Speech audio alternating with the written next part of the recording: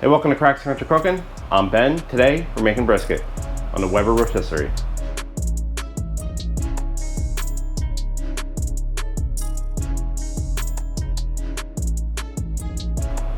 So we're not going with any crazy brisket. I got this at Walmart.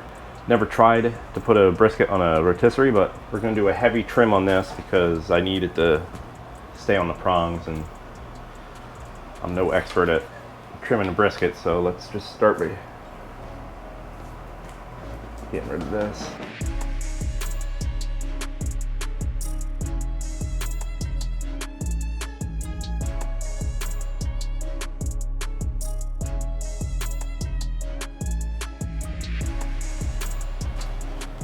I go pretty much in the center here.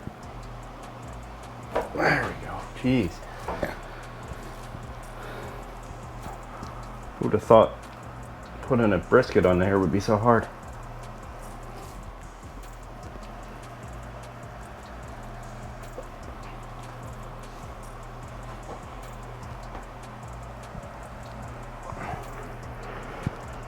Hardest part, I think, is it's going to shrink up as it cooks, and I don't want to lose tension on these, so I'm going to tighten them down as hard as I can, push it into the brisket as far as I can.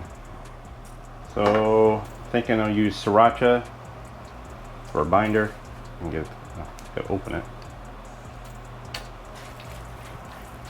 We're going to use some Lawry's seasoned salt and some 16 mesh pepper.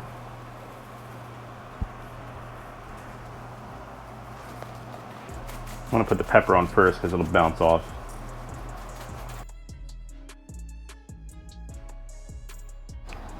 Look at that, finally got to clean my grills. It stopped raining long enough. So we're going to use Jealous Devil extra large charcoal. This stuff, I want something that has a long burn time. This stuff works excellent.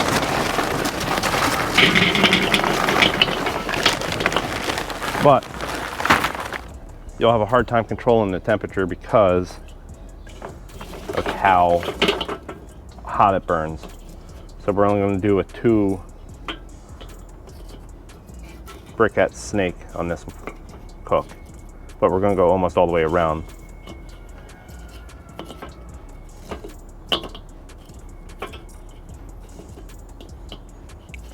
Then I'll be putting hickory chunks on top.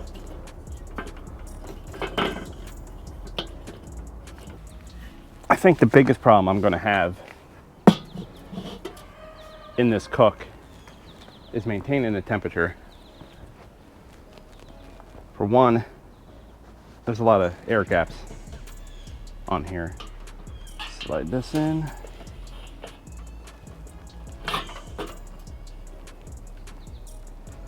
To monitor the temps, we're going to use the ThermoPro Temp Spike wireless, Bluetooth right to your phone. Rechargeable. Gotta keep this within, I think it's 5 feet of the probe. Then this will Bluetooth right to your phone. I'm gonna slowly rotate the lid so that the vent is on the opposite side of the coals. All right. After about 45 minutes, I checked on it and a few things happened. So I had to change some stuff up. First, just doing a 2 snake method. The charcoal's having a hard time staying lit because it burned away. So I had to add a 3rd row. So now it's a 2x3 snake. And the brisket, which I figured would happen, started flopping all over the place like a bird trying to fly away. So I put a couple of skewers through it to help support it, and it's actually working pretty good. Like I said, never done a brisket on a rotisserie, haven't seen it done. Maybe I should have tied it up a little bit, but it's what we're working with now, so we'll check on it in a little bit. It's been an hour and a half now. We have to start shutting the vents because it's climbing up in temp, so I got equal parts apple cider vinegar, water.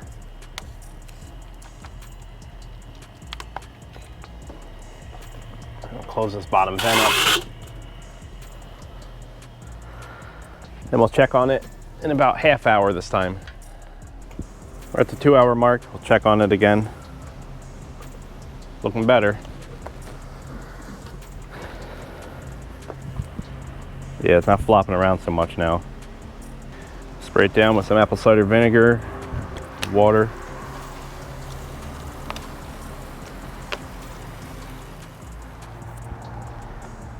All right, we're 5 hours into the cook. We'll have a check here. Bark looks pretty good. I'm not gonna have to spritz it this time.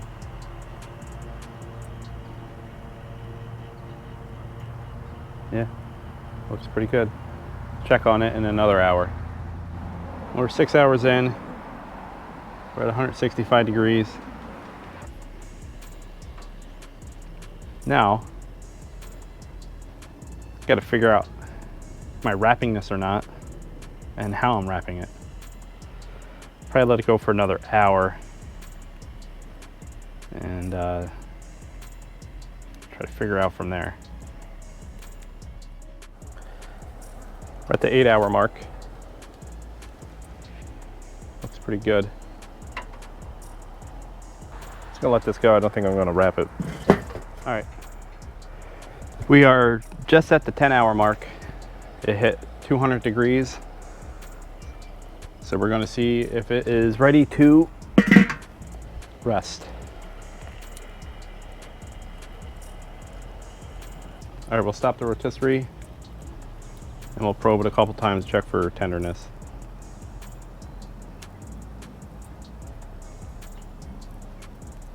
That's pretty tender. Still a little tight in here.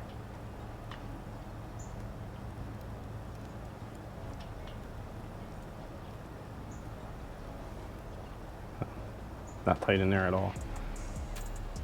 A couple spots are tight, but it's a Walmart brisket, so we're gonna pull it, put it in a sous vide bag, and we're gonna put it in a sous vide bath overnight. We'll pull it, bring it inside, let it rest for a couple minutes before we pull the skewers out and the probe.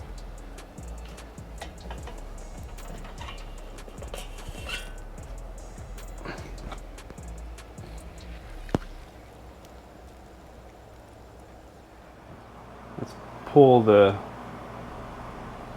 ThermoPro thermometer out. That did its job. Pull these skewers out. They did their job. Kept it from flopping around when it was fresh.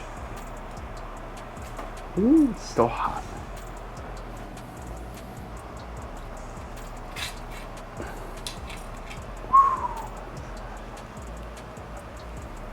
Hot. Now we'll place this, now it's cooled down a little bit, into the vacuum bag. We got some homemade beef tallow.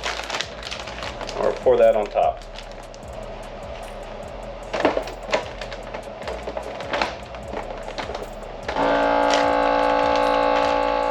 I'll place this in a sous vide cooler overnight.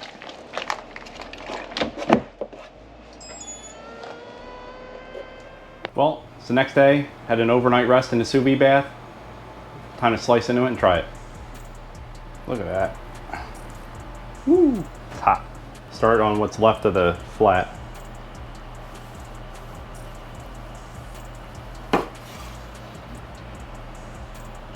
Not too bad. Let's slice into the point.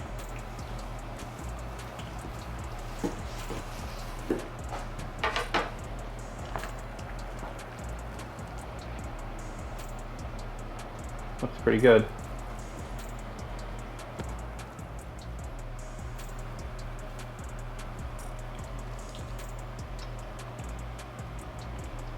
Pretty good.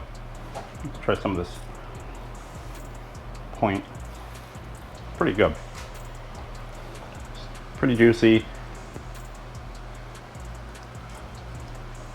A little dry here on the top.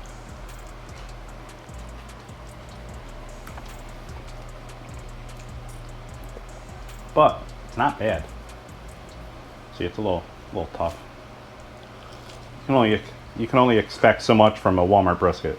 It's inexpensive for a reason. I think it's a select, if I remember what the packaging said.